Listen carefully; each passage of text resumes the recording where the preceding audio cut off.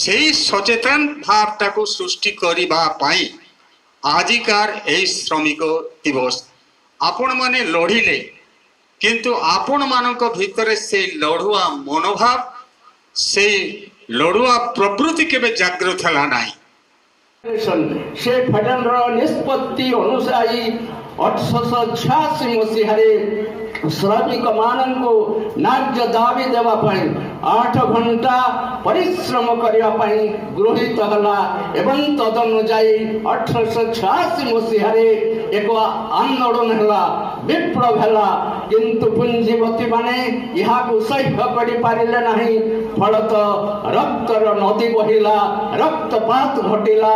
1886 ମସିହା ମେ 1 ତାରିଖ ଦିନ ଏବଂ ତାପରେ ବାଧ୍ୟ ହେଲେ ସେତେବେଳେ ଆମେରିକାର ସରକାର ଯେ ଶ୍ରମିକ ମାନେ 8 ଘଣ୍ଟା କାମ କରିବେ ତଦନୁଯାୟୀ 1889 ମସିହା ଜୁଲାଇ ମାସ 14 ତାରିଖର ନିଷ୍ପତ୍ତି କ୍ରମେ 1890 ମସିହାରୁ ଇଏ ଶ୍ରମିକ ଦିବସ, ଆନ୍ତର୍ଜାତିକ ବିଶ୍ୱ ଶ୍ରମିକ ଦିବସ ସେହି ଦିନ ଠାରୁ ପାଳନ ହୋଇ ଏବଂ ସେ ନିତ୍ୟ କର୍ମ ଇଏ ସବୁ ବ୍ୟକ୍ତିଗତ କାର୍ଯ୍ୟ 8 ଘଣ୍ଟା ଶ୍ରମ କରିବେ। ପୁଞ୍ଜିପତି ମାନଙ୍କ ପାଖରେ 8 ଘଣ୍ଟା ଆଉ ବାକି 8 ଘଣ୍ଟା ତାଙ୍କର ବିଶ୍ରାମର ସମୟ। ତେଣୁ ଏ 24 ଘଣ୍ଟାକୁ ଭାଗ କରି ଦିଆଗଲା। ସେହି ଅନୁସାରେ ଚାଲିଲା ଶ୍ରମିକ ମାନଙ୍କର 8 ଘଣ୍ଟା ତାଙ୍କର ଡ୍ୟୁଟି ରହିଲା।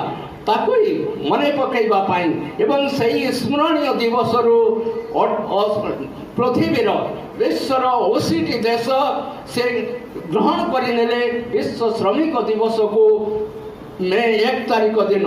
କିନ୍ତୁ ଆଜିର ପ୍ରେକ୍ଷୀରେ ସମଗ୍ର ବିଶ୍ୱରେ 160 ଦେଶରେ ଆଜିର ଦିନରେ ଏ ବିଶ୍ୱ ଶ୍ରମିକ ଦିବସ ପାଳନ ହେଉଛି। ତେଣୁ ଏ ପରିପ୍ରେକ୍ଷୀରେ ଆଜି ଏଠାରେ ରାଇରଙ୍ଗପୁରର କଲ୍ୟାଣ ମଣ୍ଡପ ଠାରେ ବିଶ୍ୱ ଶ୍ରମିକ ଦିବସ ବାମନଘାଟି ପ୍ରେସ୍ ତରଫରୁ ଯେଉଁ ପାଳନ କରାଛି ବାସ୍ତବିକ ଅତ୍ୟନ୍ତ ସ୍ୱାଗତ ଯୋଗ୍ୟ ଏବଂ ସମୀଚୀନ। ବାମନଘାଟି ପ୍ରେସ୍ ସେମାନଙ୍କ ଉପରେ ନାନା ପ୍ରକାର ଅସୁବିଧା ସୃଷ୍ଟି କରାଯାଉଛି। ତେଣୁ ସାମ୍ବାଦିକମାନେ ମଧ୍ୟ କୌଣସି ଉପାୟରେ କୌଣସି ଭାବରେ ସୁରକ୍ଷିତ ନାହାନ୍ତି। କଥାରେ ଅଛି ପେନ୍ ଇଜ୍ ମାଇଟର ଦେନ୍ ଦ ସୋଡ୍, ଅର୍ଥାତ୍ କଲମ 80 ଠାରୁ ମସି ବଡ଼। କିନ୍ତୁ ବେଳେବେଳେ 80 ଦ୍ୱାରା କଲମ ମନକୁ ବନ୍ଦ କରି ଦିଆଯାଏ ଏବଂ ସେମାନଙ୍କୁ ନାନା ପ୍ରକାର ଅକଥନୀୟ ନିର୍ଯାତନାର ଶିକାର ହେବାକୁ ପଡ଼େ। ଆମେ ବୁଝିବା ଉଚିତ ନୁହେଁ ସାମ୍ବାଦିକମାନେ ମଧ୍ୟ ମଣିଷ ଏବଂ ତାଙ୍କର ମଧ୍ୟ ସମାଜ ପରିବାର, ତାଙ୍କର ମଧ୍ୟ ପିଲା ଛୁଆ ଆଦି ତାଙ୍କର ସାମାଜିକ ବିଭିନ୍ନ ଅଙ୍ଗୀକାରବଦ୍ଧତା ରହିଛି। ତେଣୁ ସେମାନଙ୍କୁ କିପରି ଭାବରେ ଇଏ କରାଯାଇପାରିବ, ସେମାନଙ୍କର ସ୍ୱାର୍ଥକୁ କିଭଳି ରକ୍ଷା କରାଯାଇପାରିବ ସେ ଦିଗରେ ବିଭିନ୍ନ ସରକାରମାନେ ଚିନ୍ତା କରିବାର ସମୟ ଆସିଛି। ବିଶେଷ କରି ଗ୍ରାମୀଣ ସାମ୍ବାଦିକମାନେ ଯେଉଁଭଳି ଭାବରେ ସେମାନେ ଅସୁବିଧାର ସମ୍ମୁଖୀନ ହୋଇଥାନ୍ତି ତାହା ନିଶ୍ଚିନ୍ତ ଭାବରେ ଏକ ପ୍ରଶ୍ନବାଚୀ ସୃଷ୍ଟି କରେ ଆମର ବର୍ତ୍ତମାନର ସାମାଜିକ ସ୍ଥିତି ପ୍ରତି। ତେଣୁ ମୁଁ ଆଜି ଏଇଠାରେ କହିବା ପାଇଁ ଚାହେଁ ଯେ ସାମ୍ବାଦିକମାନଙ୍କର ସୁରକ୍ଷା ଦିଆଯାଉ। ତାଙ୍କର ଅର୍ଥନୈତିକ ଉନ୍ନତି ପାଇଁ ସରକାର ନିଶ୍ଚିନ୍ତ ଭାବରେ ପ୍ରୟାସ ଜାରି ରଖନ୍ତୁ। ସେମାନଙ୍କୁ ବଞ୍ଚିବାର ଏବଂ ତାଙ୍କର ସୁରକ୍ଷା ପାଇଁ ସବୁ ପ୍ରକାର ନୀତି ନିୟମ କରାଯାଉ ଏବଂ ସେମାନେ କିପରି ଭାବରେ ନିର୍ଭୟରେ ନିଃସଙ୍କୋଚରେ ସମାଜର ଉନ୍ନତି ନିମନ୍ତେ ତାଙ୍କର କଲମ ଚାଳନା କରିପାରିବେ। ସେଥିପାଇଁ ସରକାର ସବୁ ପ୍ରକାର ସୁରକ୍ଷା ଏବଂ ଅର୍ଥନୈତିକ ସୁରକ୍ଷା ସହିତ ସାମାଜିକ ସୁରକ୍ଷା ପ୍ରଦାନ କରିବା ପାଇଁ ମୁଁ ଦୃଢ଼ ଭାବରେ ବିଭିନ୍ନ ସରକାରଙ୍କ ନିକଟରେ ଦାବି କରୁଛି। देश के, जिला के, राज्य के सभी श्रमिक भाइयों को हमारी तरफ से बहुत बहुत जोहार और सबको अभिनंदन। आज के दिन के लिए सबको बहुत बहुत शुभकामनाएं।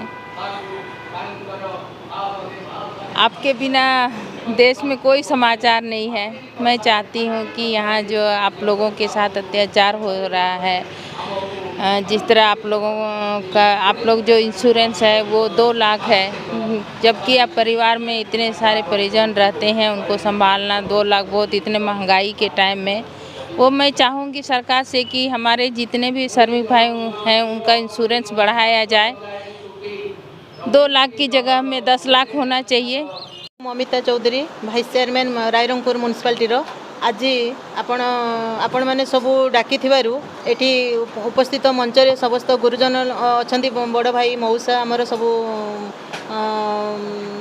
बंधुगण एवं आज विश्व दिवस श्रमिक दिवस मे 1 तारिख तो आज जो प्रोग्राम रे आमे सब आलोचना है सब भल कथा शिक्षा को मिलला किंतु श्रमिक दिवस उपलक्षे सब प्रोग्राम होची सब जगह आमे जाऊँ किंतु आम रायरंगपुर प्रोग्राम प्रेस मीटा बहुत भल है। प्रेस मीट जो ये प्रोग्रामटा करिथिबारु समस्त को मोर बहुत बहुत अभिनंदन एवं नमस्कार। तो श्रमिक दिवस रे आसीथिबारु मु योगदान करिथिबारु निजको धन्यवाद धन्य मन करुछि एवं आपण माने आपण मानकर संग्राम जारी रखिथांतु। आपण श्रमिक मान सांबादिक माने जो तांकर श्रम करुछंती देश और जातिर उन्नति पाई निज जीवन को विपद संकुल करी कलम चालना करिसंती। तेणु आपण मान को केवल सम्मान देले हब नहीं, आपण मानकर आर्थिक सुरक्षा सांबादिक मानकर आर्थिक सुरक्षा और सामाजिक निरापत्ता प्रदान करबा पाई मु सरकार निकट में दृढ़ उपस्थापन करुची एवं पुनर्बार मु कहूची जे आपण आपणकर संग्राम जारी रखिथांतु। आपण निश्चिंत भाव रे ए समाजर एक अग्रदूत एक उज्जवल आलोकवर्तिका सम प्रतीयमान हेबे।